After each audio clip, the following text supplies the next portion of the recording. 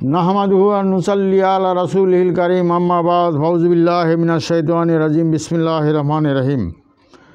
বন্ধুগণ, আমি সাধক মোস্তাক মুনির বাংলাদেশ। আমি আজকে আপনাদের সম্মুখে এক মহা ধ্রুব সত্য, যে জগতের সবচেয়ে যে মহান সত্যটি, তার নাম হলো মরণ বা মৃত্যু। এই মরণ সম্পর্কিত বিভিন্ন বিস্তারিত ধারণা সম্পর্কিত একটি আলোচনা আপনাদের সম্মুখে উপস্থাপন করব। যারা তত্ত্বজ্ঞানী মানুষ রয়েছেন তারা অবশ্যই ভিডিওটি অত্যন্ত গুরুত্ব সহকারে শ্রবণ করবেন। তাহলে আসুন ভিডিওটি শুরু করা যাক। একটি প্রবাদ আছে, জন্ম মৃত্যু বিবাহ, এই তিনটির মাধ্যমে সৃষ্টি হয় জীবন প্রবাহ। তো আজকে আমাদের আলোচ্য বিষয় মরণ বা মৃত্যু। এই জগতে যার জন্ম আছে তার মৃত্যু আছে, এবং কোনো জীবই মৃত্যুর ঊর্ধ্বে নয়। সমস্ত জীবকেই মৃত্যুবরণ করতে হবে। সুতরাং এই মৃত্যুটি হলো মহাসত্য, এবং এই জগতে যদি সত্য বলতে, ধ্রুব সত্য বলতে কোনো কিছু থাকে, তার নাম হলো মৃত্যু বা মরণ। কাজেই মৃত্যু বা মরণ সম্পর্কিত বিস্তারিত ধারণা নিয়েই আজকের আলোচনা। মহান আল্লাহ পাক রাব্বুল আলামিন পাক কোরআন ঘোষণা করেছেন যে তুমি যেখানেই যাও না কেন, মৃত্যু তোমার পিছনে ধাওয়া করবে, এবং তোমরা যদি কোনো লোহার সিন্ধুকের ভিতরেও পলায়ন করো, সেখানেও মৃত্যুর হাত থেকে তুমি রক্ষা পাবে না। তো কাজেই জগতে একমাত্র মৃত্যুই সত্য, চরম সত্য, পরম সত্য, ধ্রুব সত্য। কাজেই এই মৃত্যু সম্পর্কিত বিস্তারিত ধারণা সম্পর্কে আমাদের অবশ্যই জানা দরকার। আর পৃথিবীতে কত ধরনের মৃত্যু আছে এ সম্পর্কেও আমাদের একটু জানা দরকার। আর সবচেয়ে বড় কথা হলো যে সকল জীব বা প্রাণী মৃত্যুর অধীন। কাজেই এই সম্পর্কিত একটু বিস্তারিত আলোচনা অবশ্যই আমাদের জানা প্রয়োজন, যাতে আমরা এই চরম মহাসত্যটি ধারণ করে আমরা পথ চলতে পারি এবং নিজেকে সংশোধন পরিমার্জন করতে পারি, পবিত্র বিশুদ্ধ করতে পারি। কারণ এই মৃত্যুর হাত থেকে কারো রক্ষা নাই। এই জগতে যত নবী রসুল, পয়গম্বর, অলিয়া উলিয়া, ঘুষ কুতুব, রাজা বাদশাহ, কেউ নাই, সকলেই চলে গেছেন। মৃত্যুর হাত থেকে কেউ রক্ষা পান নাই। জগতে বিভিন্ন ধরনের মৃত্যু আছে। একটি হলো স্বাভাবিক মৃত্যু, অর্থাৎ স্বাভাবিকভাবে ন্যাচারালি সে পূর্ণ বয়স হওয়ার পরে সে বার্ধক্য অবস্থায়, যে বার্ধক্যজনিত কারণে তার যে মৃত্যু হয়, এটা হলো ন্যাচারাল মৃত্যু। এটা হলো প্রাকৃতিক মৃত্যু, অর্থাৎ প্রকৃতির বিধান অনুযায়ী তার সমস্ত আয়ু শেষ হওয়ার পরে বার্ধক্যের মধ্য দিয়ে তার এক ধরনের মৃত্যুবরণ করে। আপনাদের একটা বিষয় জানা দরকার যে স্বাভাবিক মৃত্যু প্রতিটি মানুষের, যখন স্বাভাবিক মৃত্যু সংঘটিত হয় তার 6 মাস আগে থেকেই তার দেহের কোষগুলা আস্তে আস্তে মৃত্যুবরণ করতে থাকে। শত সহস্র কোটি কোষ মানব দেহে রয়েছে বা জীব দেহে রয়েছে। সেই কোষগুলো আস্তে আস্তে মৃত্যুবরণ করতে থাকে, এবং কোষগুলা মৃত্যুবরণ করতে করতে এমন একটা সময় আসে যখন তার মৃত্যুর সময় ঘনিয়ে আসে। কিন্তু একটা জিনিস জানা দরকার যে এই যে জীব দেহের অসংখ্য কোষ, এই কোষের মধ্যে সমস্ত কোষ মরে গেলেও মস্তিষ্কের কোষগুলা সবার পরে মৃত্যুবরণ করে। এরপরে সে বার্ধক্য অবস্থায় যে মৃত্যুবরণটা করে, তাতে মৃত্যুর কষ্ট লাঘব হয়, অর্থাৎ আগে থেকেই কোষগুলো মৃত্যুবরণ করে। যার জন্য মৃত্যুর কষ্টটা অনেকটা সহজতর হয়ে যায়, মৃত্যুটা তার জন্য অনেকটা সহজতর হয়ে যায়। এ হলো ন্যাচারাল বা প্রাকৃতিক মৃত্যু। দ্বিতীয়ত হলো যে বিভিন্ন অ্যাক্সিডেন্ট, দুর্ঘটনার মাধ্যমে মৃত্যু হয়ে থাকে। তৃতীয়ত হলো অনেকে আত্মহত্যা করে মৃত্যুবরণ করে থাকে। চতুর্থত হলো অনেকের পানিশমেন্ট বা শাস্তির মৃত্যুদণ্ড হওয়ার পরে তাদেরকে এক ধরনের বিভিন্ন ধরনের মৃত্যুবরণ করে তারা করে থাকে। এবং এই মৃত্যু ভয়ঙ্কর থেকে ভয়ঙ্করতর মৃত্যু হইতে পারে, কঠিনতর মৃত্যু হইতে পারে, যন্ত্রণা দিয়ে মৃত্যু হইতে পারে, আবার অতি সহজেই কারো মৃত্যুবরণ হয়ে যায়। সুতরাং এই মৃত্যুটা আসলে আমাদের কোথায় নিয়ে যায়?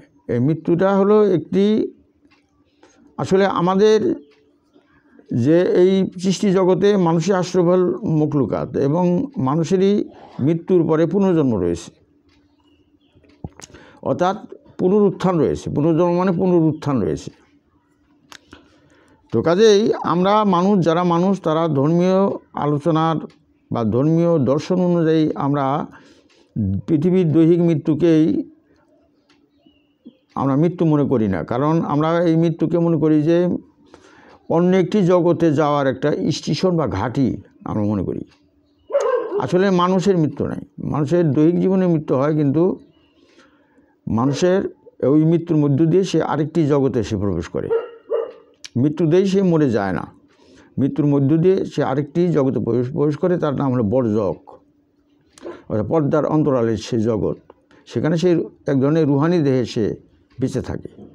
এর পরবর্তীতে আরেকটি ধাপ আছে যে বর্জক জীবনের পরিসমাপ্তি ঘটার পরে সে আলমে বাস বা পরিপূর্ণ জীবন সে লাভ করে। এবং প্রতিটি পাপী ব্যক্তিও পরিপূর্ণ জীবন লাভ করে এবং প্রতিটি পুণ্যবান ব্যক্তিও পুনর্জন্ম লাভ করে, পূর্ণ জীবন লাভ করে, পরিপূর্ণ জীবন লাভ করে।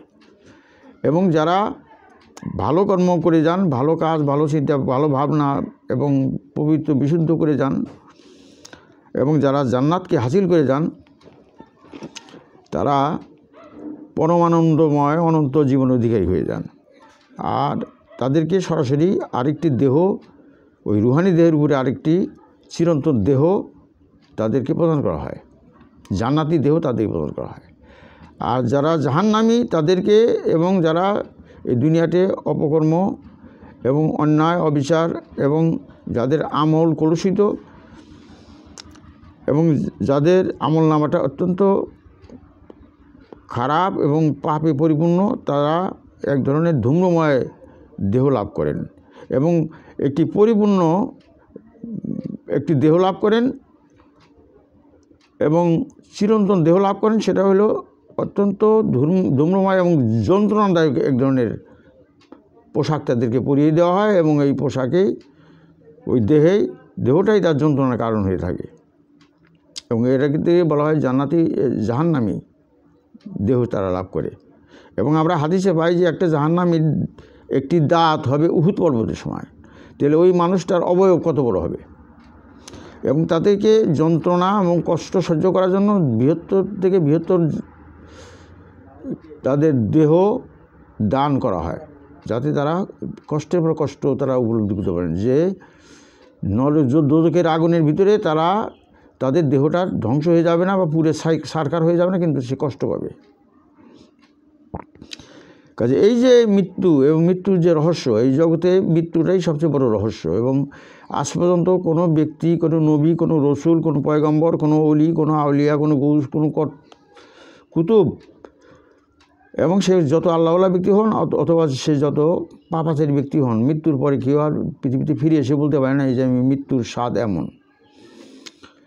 এবং মৃত্যুর অভিজ্ঞতা কেউ কাউকে কোনো দিন বর্ণনা করতে পারেন নাই। কাজে এটা একটি মহান সৃষ্টিকর্তার একটা মহারহস্য এবং মানুষের জীবনটাকে একটা রহস্য জালে এবং জগৎ এবং জীবনকে একটি রহস্য জালে আবৃত করে রেখেছেন। কাজে এই সমস্তগুলা অত্যন্ত রহস্যময় বিষয় এবং এই সম্পর্কে আমাদের অবশ্যই আলোচনা গবেষণা করা দরকার। কারণ আমরা মনে করি যে আমাদের আর মৃত্যু নাই।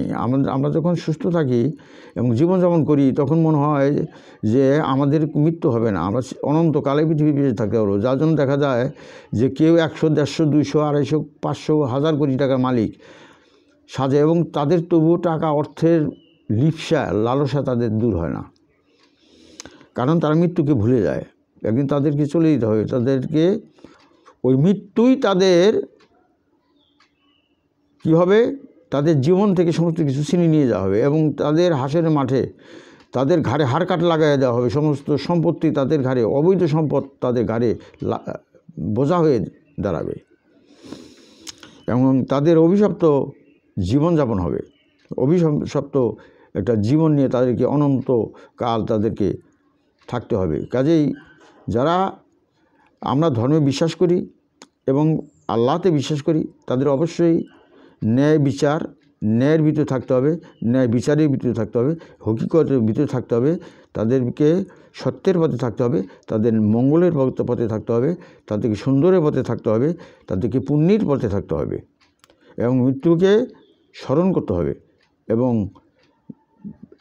এই মৃত্যুর হাত থেকে যেহেতু কেউ রক্ষা পাবে না, কাজেই অবশ্যই আমাদেরকে আমাদের আমলনামায় যেন ভালো ভালো কাজ, ভালো ভালো চিন্তা, ভালো ভালো শুভ মঙ্গলময় চিন্তা, চেতনা, উপলব্ধি, অনুভব যেন আমাদের জীবনে থাকে, কোনো খারাপই যেন আমাদের স্পর্শ করতে না পারে। এই জন্য আমাদেরকে অবশ্যই সতর্ক থাকতে হবে। তো একটা কথা মনে রাখতে হবে যে এই জগতে ধ্রুব সত্য একটি, সেটা হলো মৃত্যু। এর হাত থেকে কারো রক্ষা নেই। সুতরাং যেহেতু মৃত্যু আছে, সুতরাং মৃত্যুর পরবর্তীতে অবশ্যই জীবন আছে এবং মানুষেরই জীবন আছে, মানুষের মৃত্যু নাই। মানুষ মৃত্যুর মধ্য দিয়ে সে মানুষ সরোবরে বাস করে এবং পরবর্তীতে সে সরাসরি দেহ লাভ করে এবং সে আলমে বর্জক থেকে আলমে বাসে পৌঁছে যায় এবং সে অনন্ত জীবনের অধিকারী হয়ে যায়, সে হোক পাপী, সে হোক পুণ্যবান। তো কাজেই এটাকে যারা আমরা বিশ্বাস করি তাদের অবশ্যই এই মৃত্যুর কথা বারবার স্মরণ করতে হবে এবং কষ্টের কথা স্মরণ করতে হবে এবং পরওয়ারদিগার আল্লাহর কথা বারবার স্মরণ করতে হবে এবং আমরা যেন একটি সম্মানজনক মৃত্যু যেন আমরা লাভ করি এবং মহান আল্লাহ রাব্বুল আলামিন যেন এই মৃত্যুর মধ্য দিয়ে আমাদেরকে অনন্ত আনন্দময় এক জীবনের অধিকারী করেন, সেই প্রত্যাশা রেখে আজকে আলোচনা এখানে পরিসমাপ্ত হচ্ছে। ওয়া আখিরু দাওয়ানা আনিল হামদুলিল্লাহি রাব্বিল আলামিন। আসসালামু আলাইকুম ওয়া রাহমাতুল্লাহি ওয়া বারাকাতুহু।